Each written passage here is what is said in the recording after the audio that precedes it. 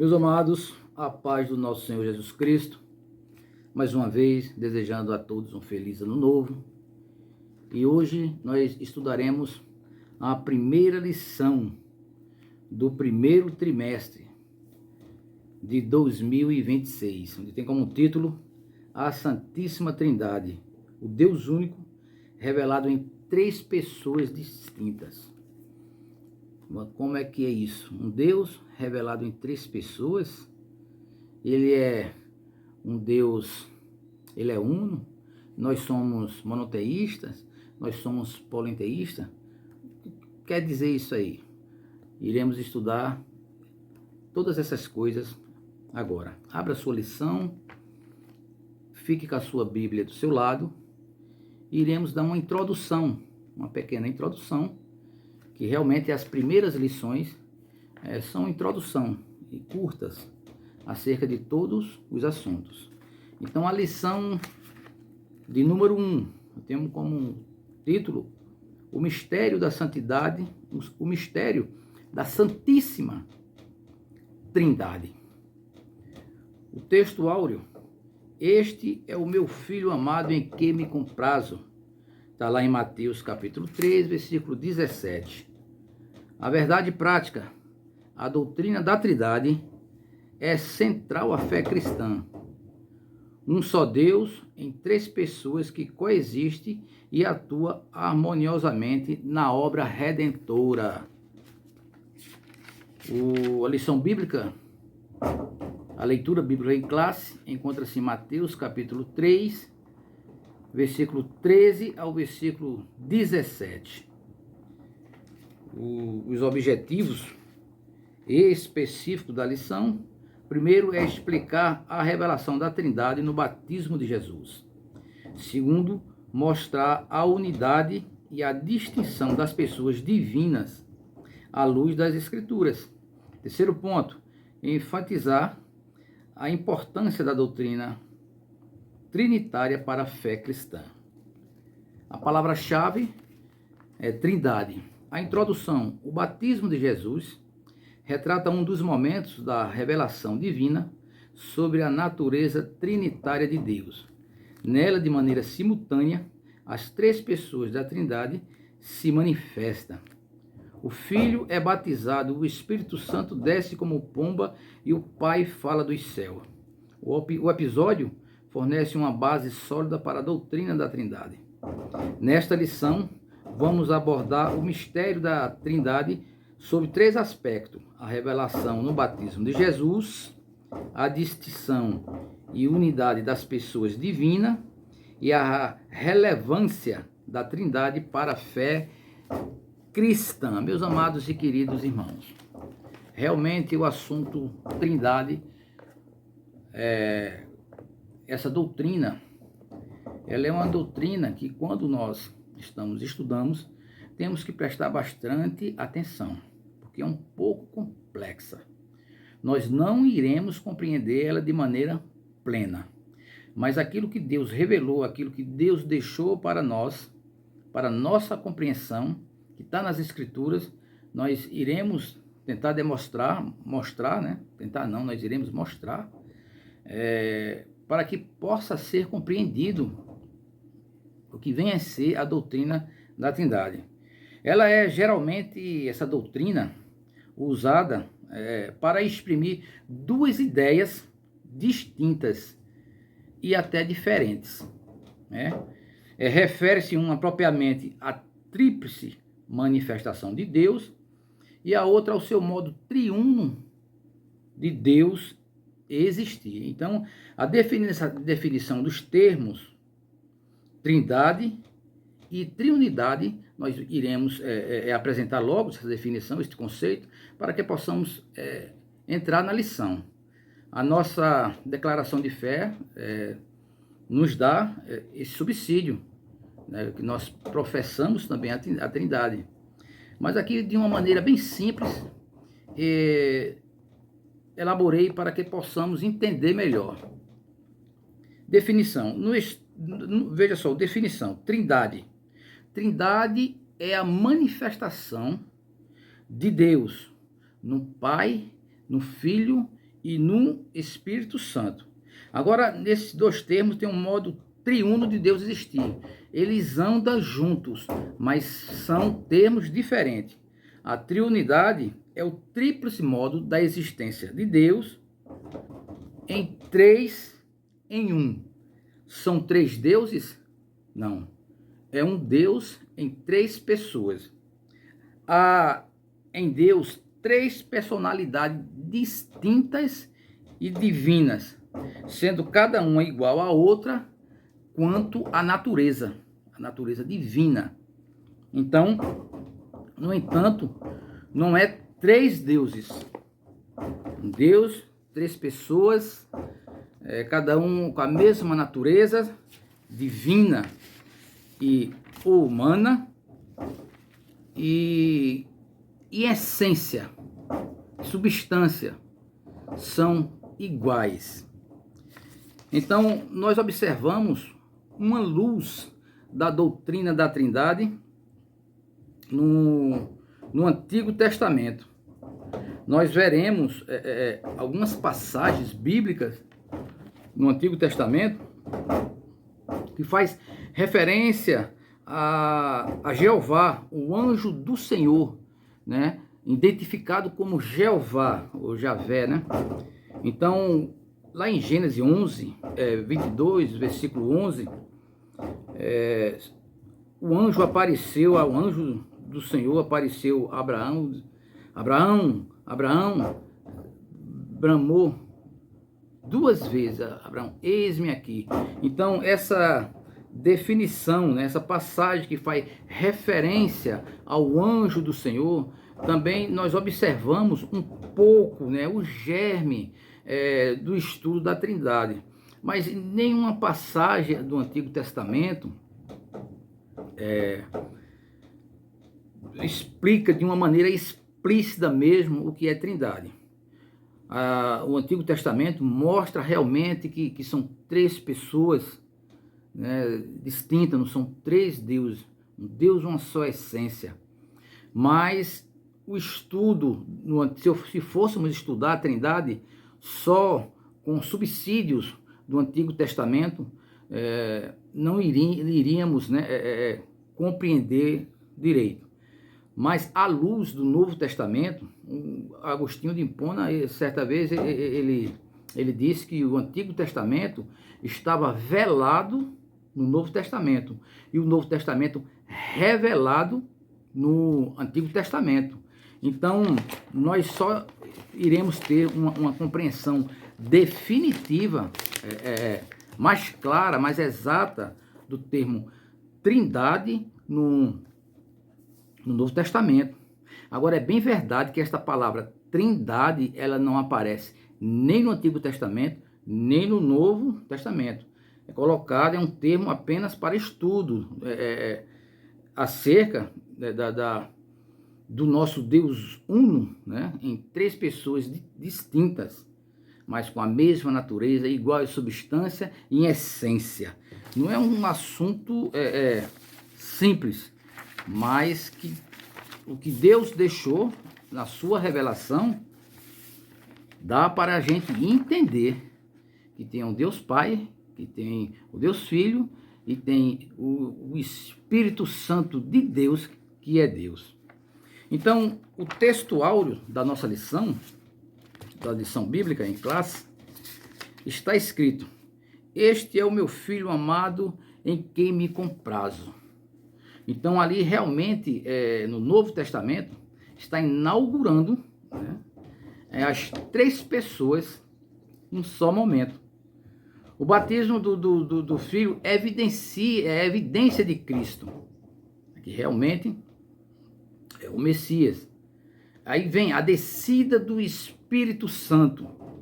Olha, já tem um filho ali sendo batizado, o Espírito Santo desce e a voz do Pai: este é o meu filho amado em quem me comprazo. Então está o Deus Filho, o Deus Pai e o Espírito Santo de Deus. Então, eles são iguais.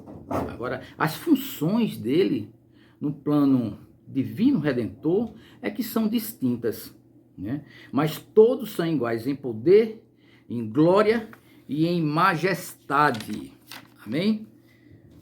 O primeiro ponto da lição, o primeiro subponto, o batismo do Filho, a obediência de Cristo Jesus, o Deus encarnado. João 1,14, desceu às águas do Jordão para ser batizado por João. Já é o tópico 1, né? Então, vamos observar. Naquele que não conheceu o pecado, é uma passagem bíblica, está lá em 2 Coríntios, capítulo 5, versículo 21. Veja o que está escrito. Naquele que não conheceu o pecado, o fez pecado por nós, para que nele fôssemos feitos justiça de Deus. 2 Coríntios 5, 21. Quando João ele vai batizar o Senhor Jesus Cristo, ele diz: eu que careço ser batizado por ti. Jesus diz: não, é assim, é para que se cumpra toda justiça. Não é porque Jesus tinha pecado, porque Jesus não tinha pecado, Jesus imaculado, Jesus é o Cordeiro de Deus. Ele é que tira o pecado do mundo. Então o batismo dele ali foi um símbolo, que ele estava como homem também, para mostrar, ali era o momento inaugural, né, do seu ministério.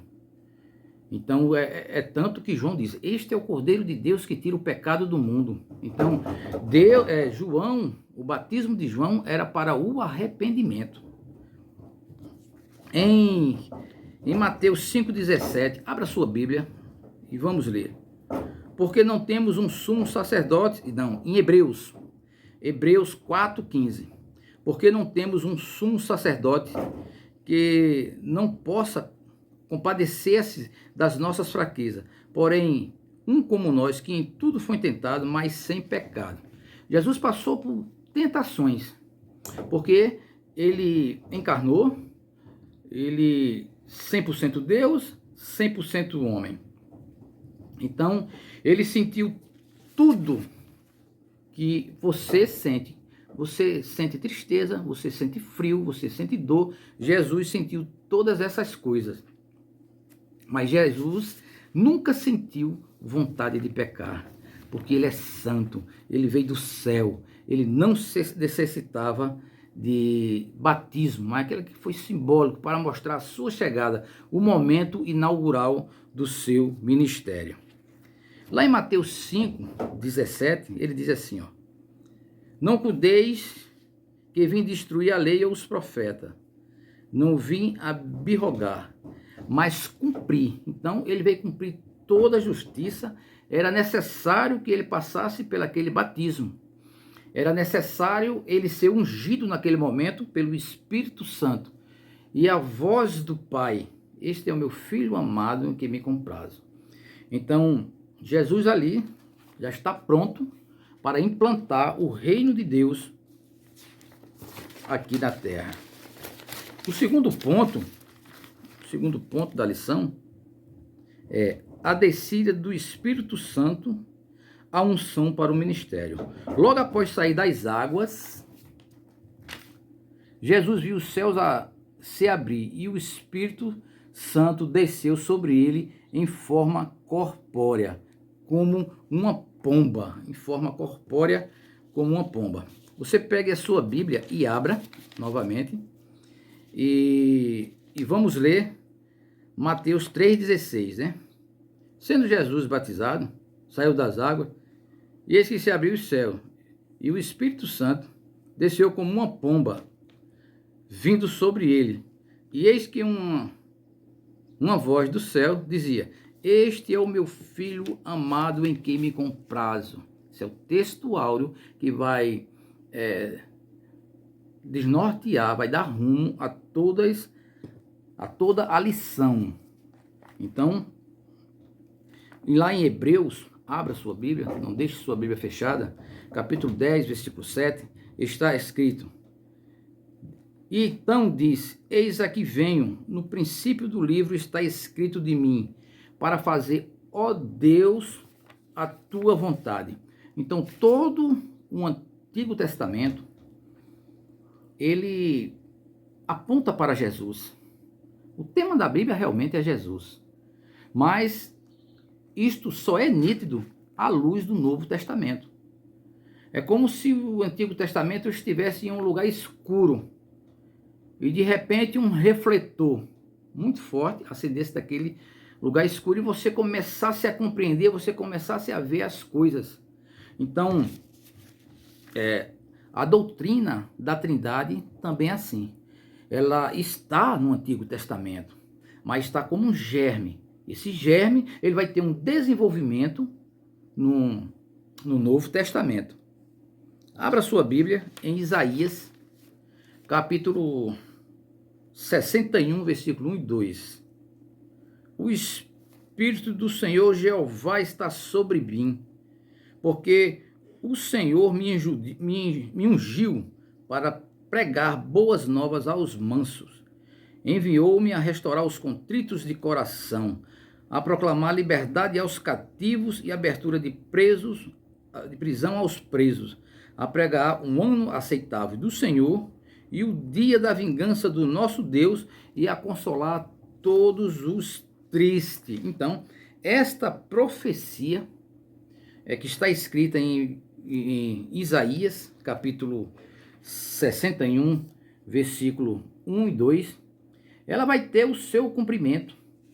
Ele vai ter o seu cumprimento em Lucas, capítulo 4, de versículo 18 em diante, vai ter o seu cumprimento. Jesus chega na sinagoga e lê esse escrito, esse manuscrito, falando dele mesmo. Então ele diz: hoje esta profecia se cumpriu. Por quê? Porque ele já estava ali.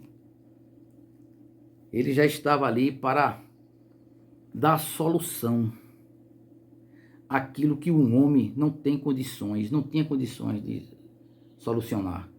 Jesus estava ali para dar solução. Que solução era essa, irmão Fábio? A reconciliação com o Pai. Só através dele. Então ele veio tirar o sofrimento, ele veio abrir os olhos daqueles que estavam cegos espiritualmente, e realmente ele esteve aqui, implantou o seu reino como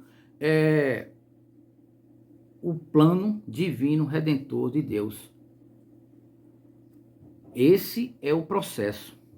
Jesus vai ter o seu ministério terreno.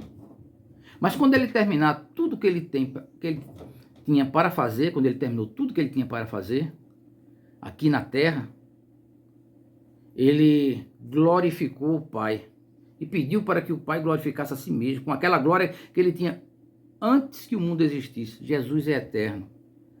Jesus é Deus. Então ele foi assunto ao céu. Quando ele vai assunto ao céu, era necessário que o Espírito Santo viesse. Ele disse que não nos deixava só. O Consolador veio e hoje vivemos o ministério do Espírito Santo de Deus. Então, o Pai planeja, o Filho executa e o Espírito Santo é quem dá todo o aparato que vai nos guiar em toda a verdade para que possamos ir para o céu. Amém? O segundo ponto da lição, a voz do Pai, terceiro ponto, né, primeiro ponto, a voz do Pai, a aprovação celestial.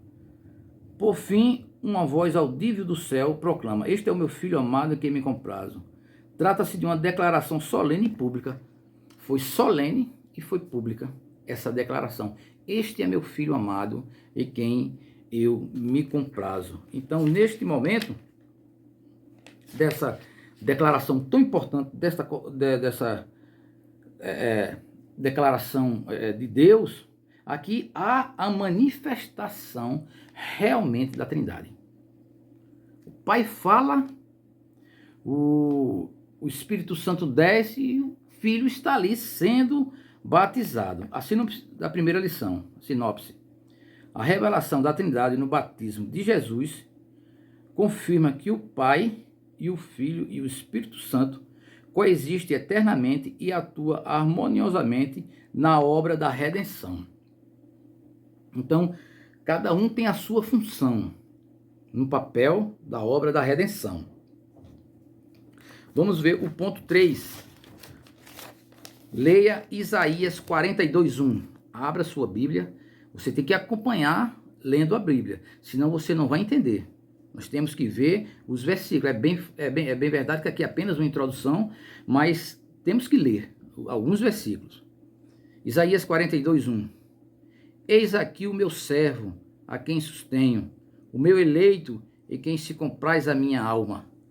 Pus o meu espírito sobre ele, juízo produzirá entre os gentios. Deus falando, profeta, através da boca do profeta. O meu filho amado aqui, mais uma vez, isso aqui é no Antigo Testamento. Veja que texto tão parecido, né, com o nosso texto áureo, que é em Mateus, capítulo 3, e no versículo 17. São muito parecidos. Veja, vou ler novamente o texto áureo. Este é o meu filho amado em quem me comprazo. Mateus 3,17. Isaías 42:1. Eis aqui o meu servo, olha, a quem sustenho, e o meu eleito em quem se compraz a minha alma. Pus o meu espírito sobre ele. Olha, ele está apontando para o Messias. Ele está dizendo quem é, ele é Deus, e o meu espírito, o espírito de Deus. Texto similar, mas nós só compreendemos realmente à luz do Novo Testamento, da Nova Aliança. Aí você vai ter aquela penumbra, né? Aquela penumbra cinzenta que está no Antigo Testamento, aquela nebulosidade, agora vai se dissipar e você vai entender que realmente são três pessoas distintas, divinas, mesma natureza, de uma só essência. Não é fácil compreender.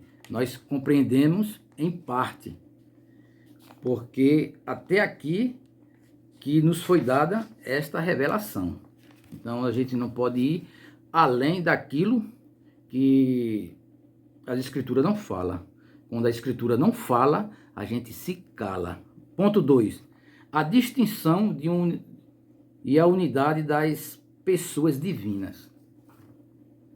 A doutrina da Trindade afirma que Deus é uma só essência, ousia, mas subsiste em três pessoas distintas, hipostáticas. A obra da redenção, por exemplo, é trinitária em sua essência. O Pai planeja e elege, o Filho executa a obra expiatória. O Espírito Santo aplica os benefícios da salvação. O Pai elege. Ele nos elegeu, a palavra diz, antes da fundação do mundo, para que fôssemos santos e irrepreensíveis diante dele em amor. Ele escolhe e ele elege. Que coisa mais linda. E o Espírito aplica, e o Filho é quem executa. Abra sua Bíblia em 1 Pedro 1,12. O Pai planeja, como também nos elegeu nele antes da fundação do mundo, para que fôssemos santos e irrepreensíveis diante dele em amor. Então, essa passagem eu encontro em Efésios, capítulo 1, versículo 4. 1 Pedro 1, versículo 2. Eleitos segundo a presciência de Deus Pai, em santificação do Espírito, para a obediência da expressão do sangue de Jesus Cristo. As pessoas aparecendo novamente nos textos. A presciência de Deus, né? A santificação do Espírito, né? Para a obediência e a expressão do sangue de Jesus Cristo. Graça e paz vos sejam multiplicadas. O Filho executa. Vamos ler alguns textos. João 3,16. 3,16, né? Hebreus 9,12. Hebreus 9,2. Sangue, nem por sangue de bodes e bezerro, mas por seu próprio sangue entrou uma vez no santuário, havendo efetuado uma eterna redenção. Então, na antiga aliança, o sumo sacerdote entrava uma vez no ano no lugar santíssimo para fazer expiação do pecado. Agora não precisa mais de sangue nem de bodes. Jesus Cristo foi o último sacrifício, o sacrifício cabal e reconhecido por Deus Pai. Então, aquilo que era notório, observado e feito sempre na antiga aliança, que era o sacrifício de animais, agora não tem mais validade nenhuma, ficou obsoleto. Hebreus capítulo 9, versículo 4. Abra sua Bíblia. Quanto mais o sangue de Cristo, que pelo Espírito Eterno se ofereceu a si mesmo, imaculado a Deus, purificará a vossa consciência das obras mortas, para servistes ao Deus vivo. O sangue do nosso Senhor Jesus Cristo. Ele ofereceu-se a si mesmo. Veja só, ele é Deus. Ele sendo Deus, a palavra diz que ele não teve por usurpação ser igual a Deus, mas ele aniquilou-se, um aniquilamento, humilhou-se a si mesmo, tomou forma de homem, tomou forma de servo, achando semelhança a homem, humilhou-se até a morte de cruz. Por isso que Deus o exaltou soberanamente, para que ao nome de Jesus se dobre todo o joelho que há no céu, na terra, debaixo da terra, e toda língua confesse que Jesus Cristo é o Senhor, para a glória de Deus Pai. Então, aquele que é Senhor, ele merece ser adorado, ser reverenciado, porque ele é Deus. Mas ele teve que se aniquilar, porque não teve outra maneira de ter esta reconciliação entre o homem e o Deus. Deus estava muito triste com os homens, pelo que Adão e Eva fizeram. Então teve um afastamento. Adão pecou, Eva pecou e foram afastados. Aquela distância, aquele abismo. Então só que fez esta ponte novamente para esta reconciliação foi o nosso Senhor Jesus Cristo. Amém? Abra a sua Bíblia em Romanos 8,16. Aqui o Espírito aplica os benefícios. Eles trabalham de forma harmoniosa, todos com poder e glória e muita sabedoria, oniscientes, onipotentes, onipresentes, são iguais em substância, mesma essência, mesma natureza, mas os seus papéis, as suas funções no plano divino redentor são diferentes. Observe o papel do Espírito no plano da salvação. Romanos 8,16. O mesmo Espírito testifica com o nosso Espírito que somos filho de Deus. O nosso Espírito, o Espírito do homem, ele tem uma conexão. Nós estudamos que o ser humano é formado por corpo, alma e espírito. Nós somos seres tricotômicos. Então, nós temos a alma que fica entre o espírito e o corpo, que é a parte imaterial. O espírito também é a parte imaterial. É o espiritual. É esse espírito que se comunica. O Espírito de Deus se comunica com o nosso espírito, testificando que somos filho de Deus. Então, olha o papel do Espírito Santo. Amém? Abra a sua Bíblia em Tito 3,5. Não pelas obras de justiça que houvermos feito, mas segundo a sua misericórdia, nos salvou pela lavagem da regeneração e da renovação do Espírito Santo.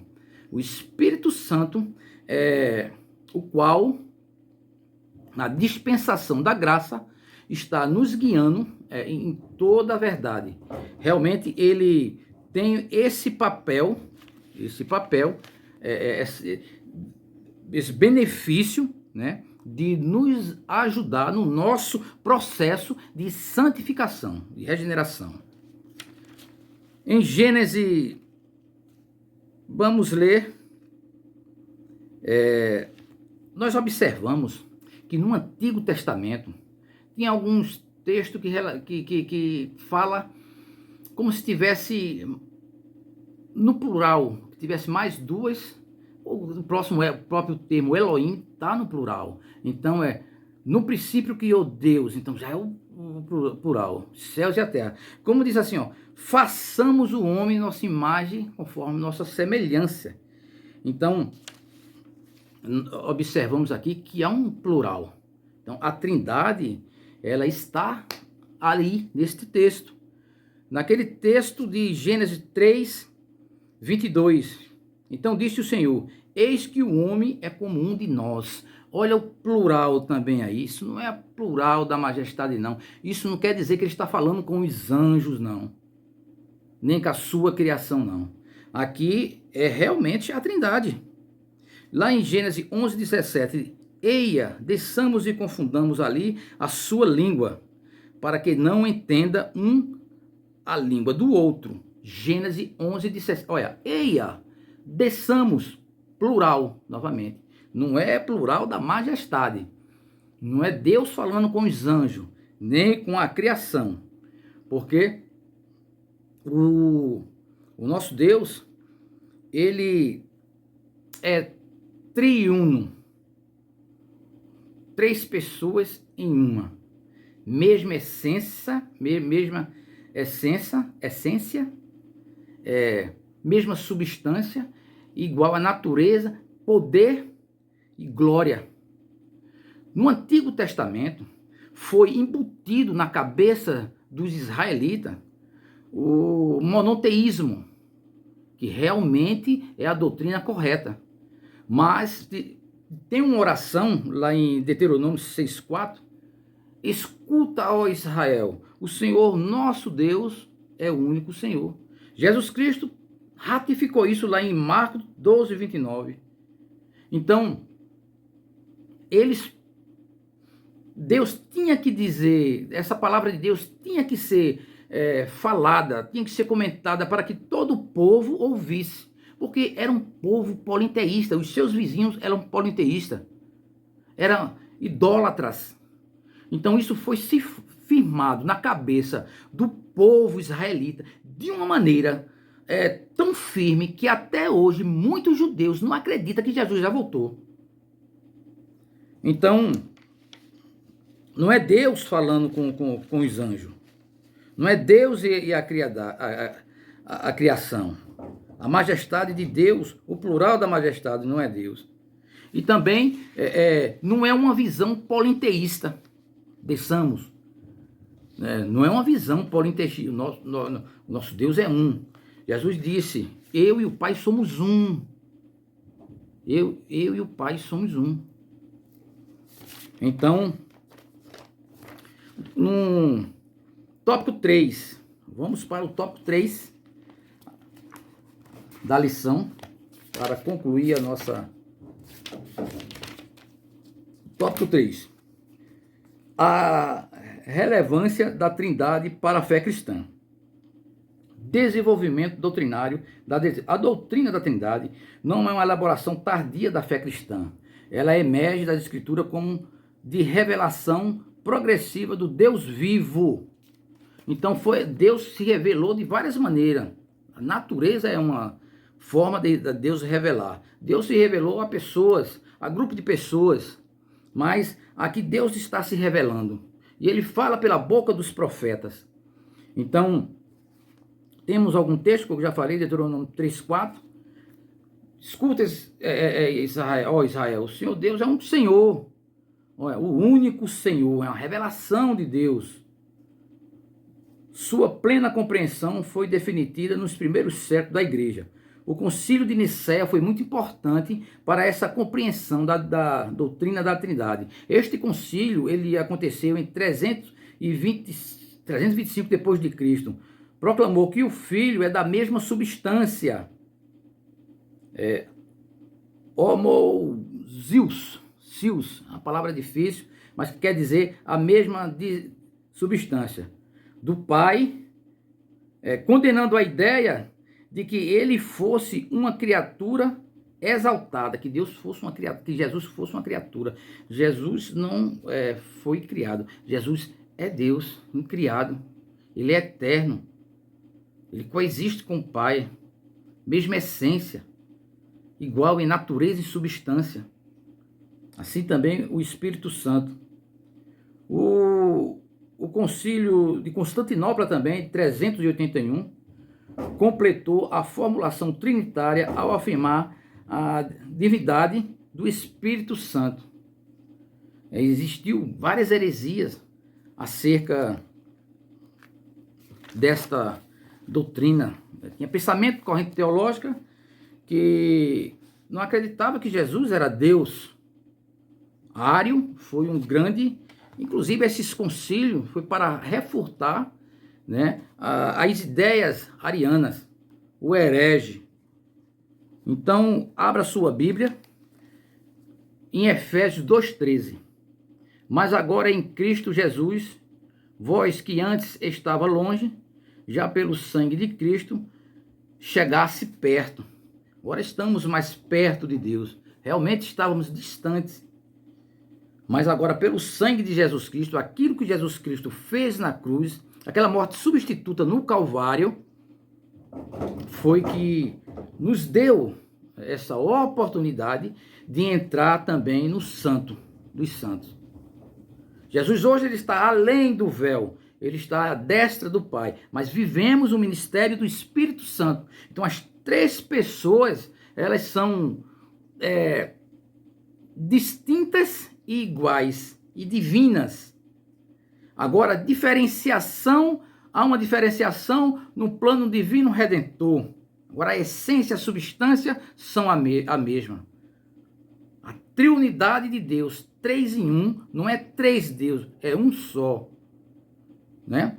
A manifestação de Deus, a Trindade, manifesta o Pai, o Filho e o Espírito Santo. Amém?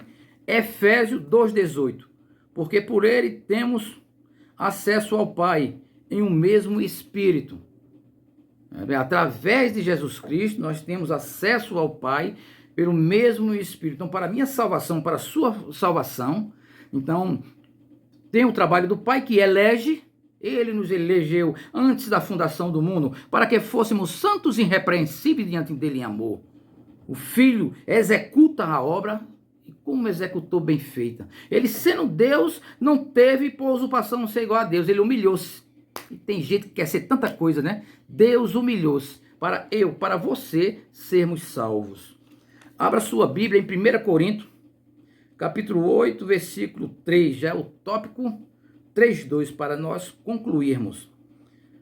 Todavia, para nós há um só Deus, o Pai, de quem é tudo, para quem nós vivemos, e um só Senhor, Jesus Cristo, pelo qual são todas as coisas, e nós por ele. Ele fala do Pai, fala de Jesus Cristo, né? E fala que há um só Deus, o Pai. Era aquilo que falava o povo de Israel em Deuteronômio 6,4. Aquilo que foi imposto no coração deles. E até hoje, muitos judeus não creem que Jesus Cristo já voltou. Eles ainda estão vivendo na penumbra cinzenta. Aquela nuvem acinzentada que eles não conseguem ver as outras pessoas. Jesus Cristo. Amém? Então, a conclusão da primeira lição. Vamos ver apenas a sinopse. A doutrina da Trindade é indispensável para a fé cristã, pois revela o Deus que salva e garante a integridade do Evangelho. Então, eu tenho que crer na Trindade, porque há um trabalho, né? E as pessoas que envolvem a Trindade, o Pai, o Filho e o Espírito Santo, eles têm função diferente, que auxilia na minha salvação e garante a integridade do Evangelho. Conclusão. Compreender a Trindade é fundamental para manter a fidelidade doutrinária. Ela não apenas protege a integridade da revelação de Deus, mas também sustenta toda a estrutura da salvação. Crer na Trindade é crer no Deus que salva e que se manifesta plenamente como Pai, como Filho e como do Espírito Santo. Por isso, a doutrina da Trindade deve ser confessada, celebrada e ensinada como um fundamento inegociável. Inegociável. Amém, meus queridos amados irmãos? Então, o Antigo Testamento, ele foi o germe, Alguns textos apontavam para Jesus. Isaías 9,6, o menino nos nasceu. Quem não conhece esse texto? Malaquias 3,1. Miqueias, também o texto de Miqueias. E tu, Belém, Efrata, posto pequena, entre as milhares de Judá, de ti sairá o que é Senhor. Olha, o que é Senhor? É Senhor que é Deus. Senhor é Deus. Então, esse ensino da Trindade, ela é de muita importância. E essa introdução, foi necessário ler alguns textos. Tem muitos, principalmente no Novo Testamento. São textos, muitos textos. Os textos do Antigo Testamento ainda são uns textos meio obscuros, que nós só compreendemos à luz dos textos do Novo Testamento. Mas, no decorrer da lição, a lição de número 2, a lição de número 3, iremos ler mais texto, então a compreensão irá ser melhor. Então, eu espero que essa introdução tenha ajudado de alguma forma na compreensão do conceito Trindade. Deus nos ajude e que por sua misericórdia e por seu tão grande amor, nos conceda mais um encontro como esse. Fique com Deus.